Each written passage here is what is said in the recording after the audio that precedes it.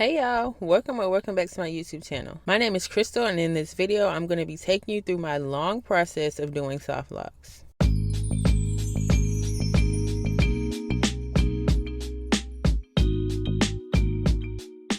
Before I could get into styling the hair, I had to fix the locks to my personal preference. I ordered 6 packs of black and 2 packs of pink soft locks that were 24 inches from Amazon, and when they came they were really curly and crinkly. Now you can wear them like that if you want to, but I wanted mine to be straight, so I decided to dip them in boiling hot water. As you can see, there's a big difference after dipping them, and it also adds a few inches to the length. So I continued on with this process until I dipped all of them.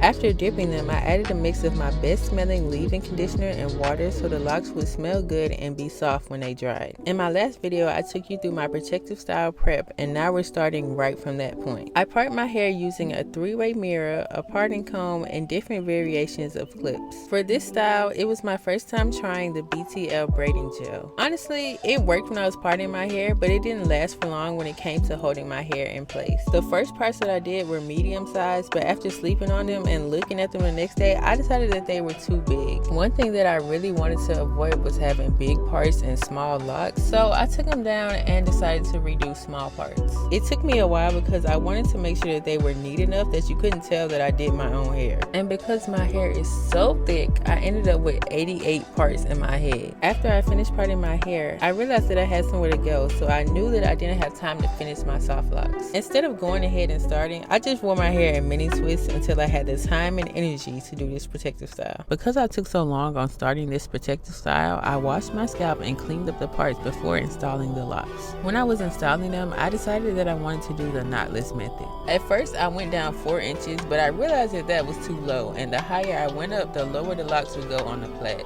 So I took out my tape measure and decided to do 2 inches in the back and eyeball it as I went up. Obviously, because of this change, I had to take out the locks that I already did and restart. Once I started, I was averaging about 20 locks a day. As I told y'all before, I have 88 parts in my head, so it took me 4 days to add all of the locks in. The way that I was adding the locks in was by braiding them into my hair. While braiding, I would choose the thickest section of the 3 sections of my hair.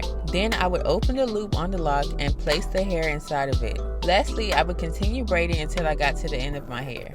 This creates an anchor for the lock and makes it harder for it to slip out. Plus, it makes it lay flat and be easier to wrap later on.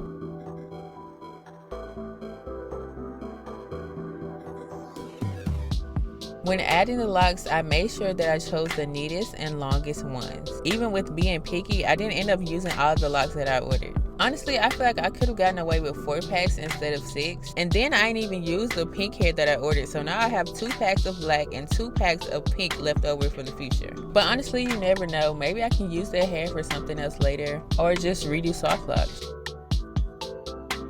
After I finished adding all of the locks, then it was time for me to use my 16-inch springy afro twist hair. The first lock that I did was really skinny, so I spent a while trying to figure out how much hair I actually needed and the method that I wanted to use. Honestly, I was using a bag to get my technique together so the front of my hair would look good. After a lot of trial and error, I finally figured it out. When wrapping my hair, I used half of the pre-divided sections. Then I took my crochet hook and pulled the hair through in a horizontal motion where half of the hair would be in front of the braid and the other half would be behind it. After that, I took the hair that was behind my braid and wrapped it around the front. I made sure to completely cover my braid with the curly hair while wrapping. If you guys watched my poodle puff tutorial, then I basically did the exact same thing that I did at the top of my poodle puffs, but instead of stopping, I just continued wrapping all the way down. And then I continued this process until I had an emergency trip to go on. I also ran out of hair at this time, and I bought another pack while I was out. Thankfully, I only had the front left to do, so it wasn't that hard to cover my hair up until I could finish. When I could start again, I did the front row, and that was it.